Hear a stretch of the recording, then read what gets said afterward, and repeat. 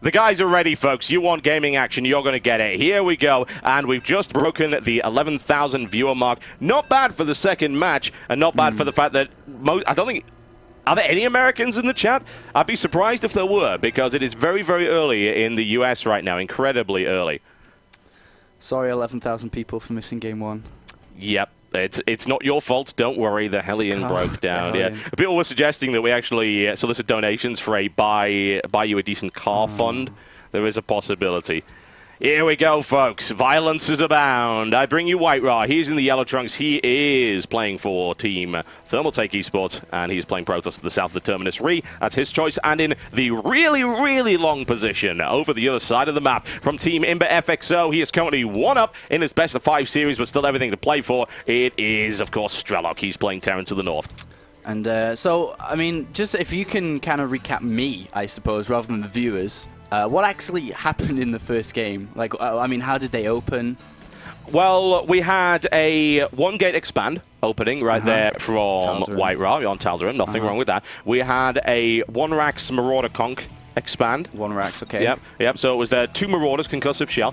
Immediate pressure came in from Strelok behind that. He added a second barracks, and he went looking for the medevacs while he expanded. So he went 2 barracks factory? Yes, he went 2 barracks factory. Okay. He went that after his expansion, though. And then he started applying loads and loads of pressure with those 2 Marauders. He was able to take out a Stalker and a Zealot. He lost an SCV in the process, not really a big deal. Started applying pressure to the natural, and then he reinforced with more and more units, and the attack got thrown back, and White Raw decided to take a really early third, which Strelok decided to exploit by throwing everything he had at him. He went for full 5 barracks, Marine Marauder, medevac push, and he went really early +1, incredibly early. That's how White Raw managed to beat Strelok last time they played. It was very fast thirds. He was exploiting the fact that Strelok was playing very, very safe, was sitting back behind 2 bunkers, and while that was happening, White Raw was laughing in his Ukrainian shoes and took a third base really fast. So that's obviously an improvement, self-improvement from Strelok here, just based on by how much these both players know each other. That's good. That's good information to have right here. And right now we've got the barracks first right here from Strelok. That's actually quite an incredibly late, that's an incredibly late refinery right there from Strelok. Yeah, he's going to be grabbing that fast expand. You know, it's Terminus, it's the biggest map in the map pool, I suppose, and it's also cross positions here, which they don't know yet, but still, it's such a big map that you should be opening up a macro style of play, and I'm sure that we'll be seeing that from White Raw, really, as he did go for that 13-gate, 3 chrono boost, which means he is looking to pump those probes out to pump that economy. Yep, we'll see what happens with him going forward. And White Raw might end up playing a little bit more cautiously after having his strategy exploited there by Strelok the first time around. And some people were saying before the tournament that Strelok perhaps wasn't on form because we haven't seen him in a little while. The thing is, like, I think Strelok watches, despite not playing a lot, which I don't think he has done, he still has the knowledge, and I don't think his mechanics are going to slip up just by not playing that much. So I think he's going to be definitely keen for this, especially because it's the Ukrainian WCG at the same time, and I'm sure he wants to win that. I wouldn't even be surprised if he'd been smurfing or something for a while, training out of people's eye. It's a possibility, folks. It is a possibility. I mean, he destroyed NASL Season 1. I mean, the only 2 people with a record like his were Rhett and Boxer. Yeah, I mean, he looks so good in NSL 1. And then, I mean, even then, with the Blizzard Invitational as well, he looked very, very strong there as well, especially when he was playing against Naniwa. Managed to take the first game, if I remember correctly, as well. And played very, very strong there. So Strelok is a formidable opponent. But these 2 players, like I said, have known each other for so long. And I don't think this can get any more ABC, simple Terran versus simple Protoss, because they both play so straight up, so macro focused. The only kind of gimmick, the screwdriver throw in there, would be like White Raw throwing in a warp prism or something. Which he did last game. He did absolutely nothing with it. He was pulling too much pressure. He actually had it parked in the corner of the map, and it never took part in the fight. Yeah, I mean, he does that a lot. Sometimes he builds it. I don't know if it's like his trademark where he has to build it every single game. Sometimes it doesn't even get used very efficiently, and even causes a lot of, you know, empty money being thrown away, but we'll have to see. Keep a bit of pressure coming out, though. Just a couple Marauders, a couple Marines. And White Raw's seen it. He knows that it's just 1 barracks expand because there's not enough units there. No, he will expect that. There's no real doubt about that. And he's also able to get away from the adorable embrace of the Marauder concussive shell right there. It's certainly not something you want to be close to. Will Strelok actually decide to push in? Doesn't look like he wants to do that for the time being. There's a bit of a risk, of course, of getting caught out there by White Raw's sentry play. And White Raw currently only sitting on a single sentry, but of course Strelok has no idea about that. And the factory is going down once again, as you said, 2 barracks factory, cutting corners a little bit, because I think it's quite dangerous to go 2 barracks into factory, because you simply don't have enough units on the ground. Which, again, they're exploiting each other, knowing that White Ra is a defensive player, would like to take a fast third. Go ahead, get early medivacs out, and you can start applying pressure, healing. But oh my god, look at this. What the hell? Strelok right here with a bizarre decision as far as I'm concerned. Picking up this really fast command center, completely hidden away from White Ra. And I suppose that is exploiting the fact that White Ra surely expects the fast third to be taken down here, because Terrans love this area. Yeah, and that's really playing with each other. That's what happens when you play against each other for 15 years or whatever these guys have. And probably 15 years is probably a little bit too much, but you get the point here. And you see White Ra throwing down a fast third as well. And the location that Strelok's put his command center, you know, it's good, but it also can get picked up on by an observer, I think, because you usually do have an observer towards the back of the third base to spot for drops. I mean, a slight edge up forwards, he's going to pick that up quite easily. But It is a possibility. It's a little bit risky. Strelok playing close to the edge. He's been cutting corners. He's got this CC in a very odd position. Certainly, it is a little bit risky. No real doubt about that. Strelok actually held his command center back for quite some time, just for a simple case of macro right there. Build up a good little pool of SCVs, which are now immediately transferring down. And here's the Warp Prism once again right here from White Ra. And that's a bit of a problem, because if that Warp Prism decides to take the right route around here, it's going to spot that command center. And that's an orbital as well. That is not a planetary fortress. Yeah, that could cause a lot of trouble here for Strelok, and that's a lot of money down the drain.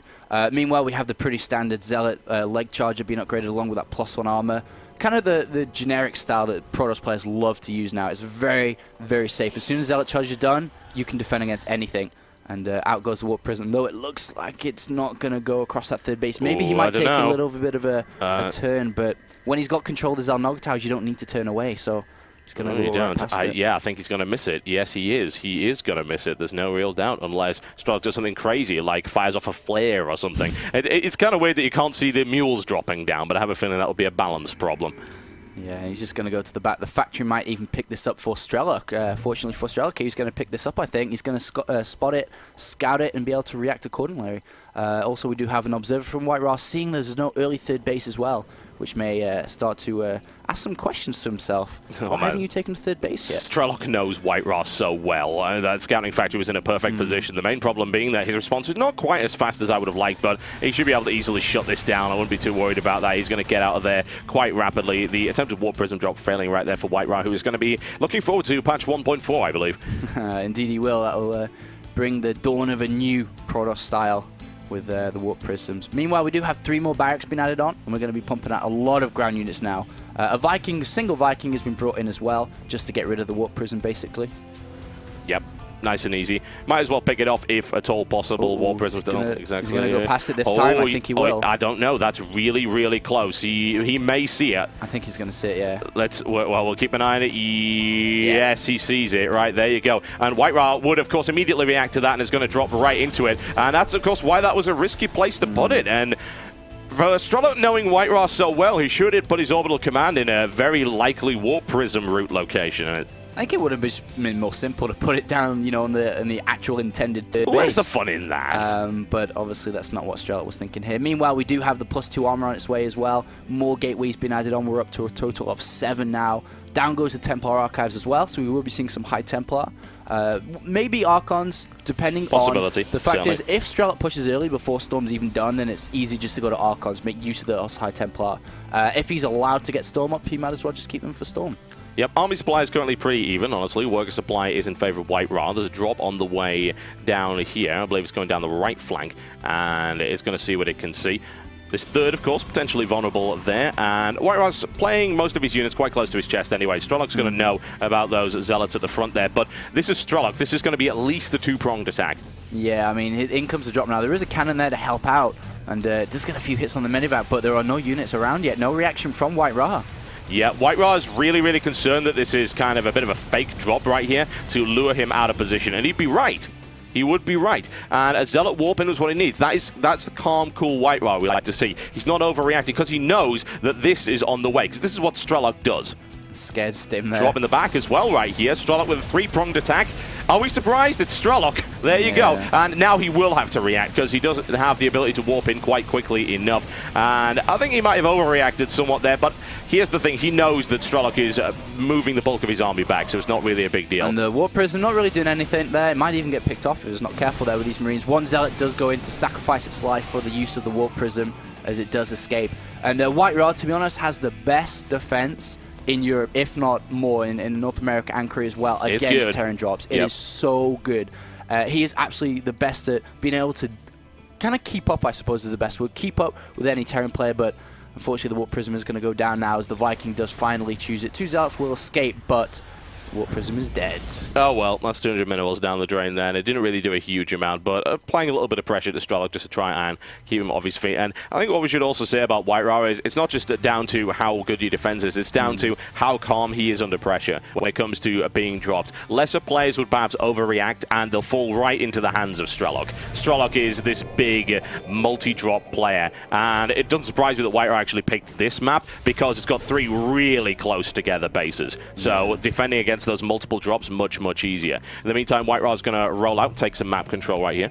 And because of that third base, it's really hurt Strelok's economy. You can look at the unit tab, only 60 SCVs. I say only, there's actually a lot of SCVs, but 71 for White Ra now, taking a fourth base as well. And the Observer just spotted around the right-hand side as well. Two Observers always great to have against Terran. We do have Ghost coming into the mix now as well as the Mobius reactor and +2 attack.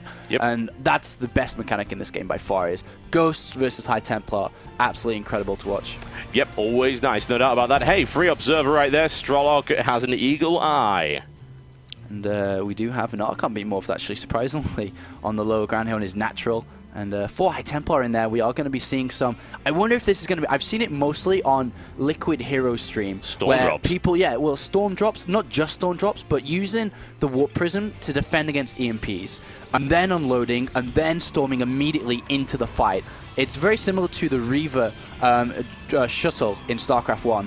But it's now coming into StarCraft 2. Absolutely fantastic. And if it doesn't stay with the army, it is going to be for that storm drop. Yeah, I'm intrigued to see what he's going to do with that. The personal cloaking right now arriving for Strelok, who is also building another command center. And Strelok's going to roll out right now. Will he be spotted? Map control for White Ra is pretty good. He does have this Selnaga tower, so he's going to be aware of the position, and he's going to get a chance to put himself in the correct position to receive this attack and intercept it. I'm intrigued to see what that Warp Prism is going to do. It is following the army for the time being, so this could certainly be a drop. There's a big EMP to the side. A couple of missed EMPs there, actually, by Strelok. That wasn't ideal, and the Archon's taking some damage, mostly Zealot Force right here. White Ra biding his time. There's the Storm right there on the right flank. That was a big one as well, and good damage being done, and on the left too. Strelok being driven back, and oh, that is unpleasant. Look at that. White Ra is going to try and clean this up. Does he have the units? Of course he does, and annihilates that force in the middle. Yeah, he also has like 10 gateways backing this up as well. Fighting right next to a pylon as well is never going to be good for Strelok here. The reinforcements able to easily clean that up now. And Strelok's left in a world of hurt because there's a fourth base, now up and running for White Ra, and compared to the only 3 now of Strelok, and every second that this game goes on, the closer and closer the White Ra will push to that 200 mark. He's almost at +3 armor as well, +2 on the way. This is looking pretty bad for Strelok right now. Yeah, this is definitely a reversal of fortunes right here from the previous game, whereby we saw White Ra actually very slow with those forges. This time he did not make the same mistake, and the upgrade advantage firmly in his favor. Strelok going for a big drop by the looks of it, but the thing is, that's a lot of forces that he really needs to defend. Does he have the bunkers? He really doesn't, actually. He doesn't have a bunker line or anything here, so White Ra could very easily smash his way through here, and he could try and flank this force. And Strelok is going to lose a few SCVs in the process as well. Either that was a transfer, one has to imagine it was, so that wasn't exactly ideal. White Ra with a huge force, 44 Zealots, if you can believe that. And here's the massive charge right here at the ramp, and a big storm. Strelok is not moving. He ate the full force of that one, and an EMP goes off. However, there are plenty of Archons. That mineral line completely cleaned up. Here comes the drop right here from Strelok, but honestly, this is really not going to be enough to keep up with the force of White Ra. No, he had to take a large gamble. He knew he was behind. Ever since he lost that attack on the fourth base, he knew he had to do something